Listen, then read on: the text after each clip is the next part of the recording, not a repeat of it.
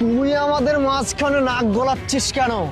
আমাদের পারিবারিক বিষয় তুই কেন কথা বলবি? হ্যাঁ কিরে, এই ছেলেটাকে? হ্যাঁ, ও বুঝতে পেরেছি।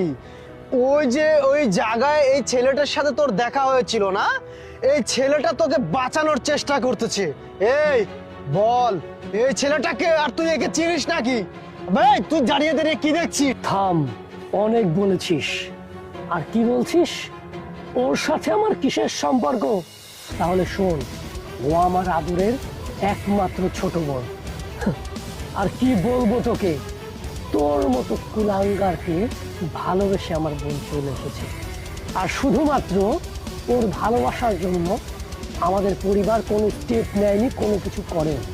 ভেবেছিলাম যে আমার বোন হয়তো কোনো ভালো ছেলের সাথে চলে এসেছে, কিন্তু আজকে যে আমি নিজের চোখে দেখছি, নিজেকে বিশ্বাস করাতে পারছি না যে আমার মতো বোন তোর মতো একটা কুলাঙ্গারের কাছে চলে এসে আজকে তিলে তিলে এভাবে নির্যাতিত হচ্ছে। আবে তুই চুপ থাকে, কথা বলিস বেশি না। এই তোর ভাইকে চুপ থাকতে বল। তোর ভাই কি জানে না যে তোর ভাইয়ের আমি দোলাভাই হই? যে কোনো মুহূর্তে কিন্তু আমি গায়ে হাত তুলে দিব। বেশি কথা বললে না একদম ঠাঁটি একটা দিব। কি, তুই আমার দুলা ভাই তাই না? তুই আমার পরিবার থেকে আমার বোনকে নিয়ে আসবি, আর নিয়ে এসে দিনের পর দিন অত্যাচার করবি, মাল খাওয়ার টাকা চাইবি, আর তুই আসছিস আমার দুলা ভাই হতে, তাই না? অনেকবার বেশি বেড়ে গেছিস।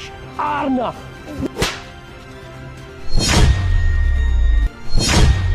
হবে শালা, এই চুপ থাক তুই। হ্যাঁ, তোর দুলা ভাইয়ের গায়ে হাত? আরে তুই দাঁড়িয়ে দাঁড়িয়ে দেখতেছিস?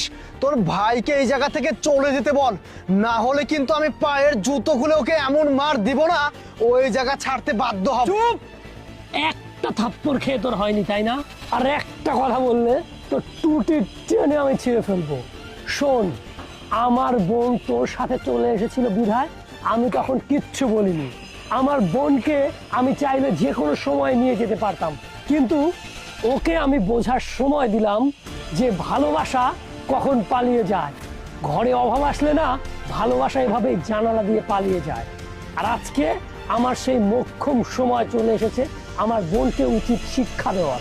আমার বোনও আশা করি হাড়ে হাড়ে বুঝে গেছে যে তার প্রেমিক তাকে কতটা সুখে রাখতে পারবে।